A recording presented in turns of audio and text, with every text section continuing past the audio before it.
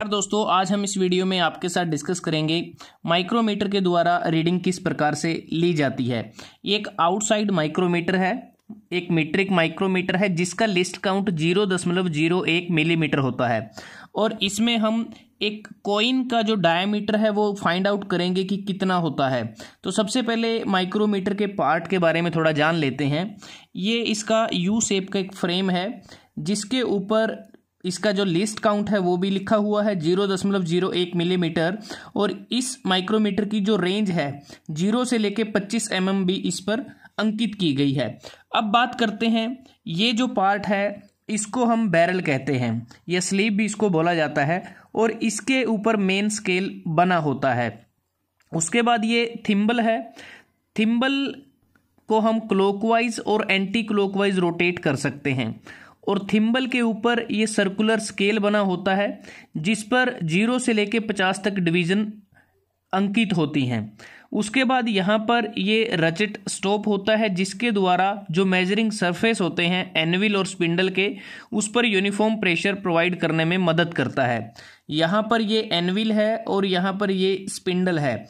जब हम थिम्बल को क्लॉकवाइज रोटेट करते हैं तो स्पिंडल फॉरवर्ड मूव करता है। जब हम थिम्बल को एंटी क्लॉकवाइज रोटेट करते हैं तो स्पिंडल बैकवर्ड मूव करता है।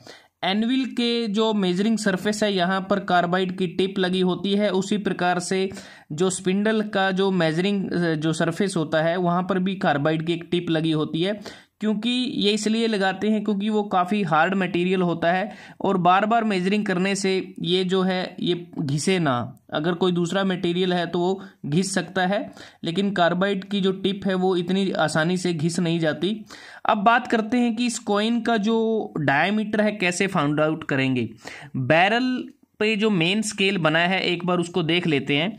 इसके ऊपर की जो रीडिंग होती है, जो मेन डिवीजन जिसे हम कहते हैं, वो मिलीमीटर में होती हैं। कंप्लीट मिलीमीटर होता है, जैसे 1 mm, 2 mm, 3 mm, 4 mm, 5 mm, इसको पूरा मिलीमीटर ही पढ़ा जाता है।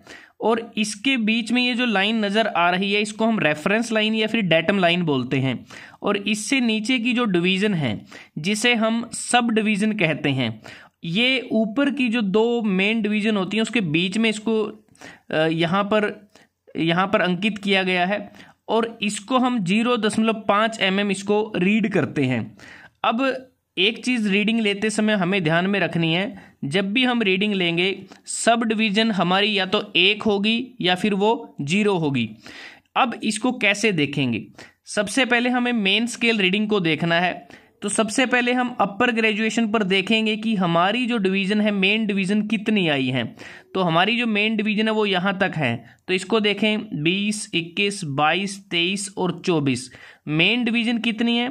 24 mm। प्लस करेंगे sub division after main division, मतलब कि मेन डिवीज़न के बाद कितनी सब डिवीज़न है? 1। जैसा हमने बात की थी कि ये 1 या फिर 0 होगी। 1 है और इसको मल्टीप्लाई करेंगे 0.5 mm के साथ, क्योंकि इसको रीड क्या करते हैं? 0.5 mm।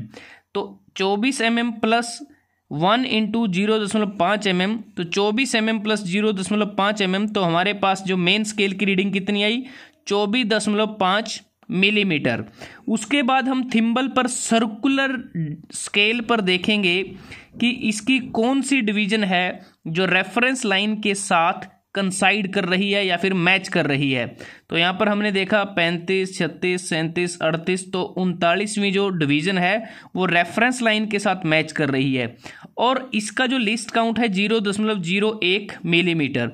तो यहाँ पर जब हम सर्कुलर स्केल की रीडिंग लेंगे तो जो डिवीज़न हमारी आएगी जो मैच करेगी रेफरेंस लाइन के साथ, उसको हम लिस्ट काउंट के साथ मल्टीप्लाई करेंगे। तो 39 को मल्टीप्लाई किया 0.01 mm के साथ, तो सर्कुलर स्केल की रीडिंग क्या आई? 0.39 मिलीमीटर। अब फाइनल रीडिंग क्या होगी हमारी? जो डायमीटर है फाइनल रीडिंग होगी main scale reading plus circular scale reading.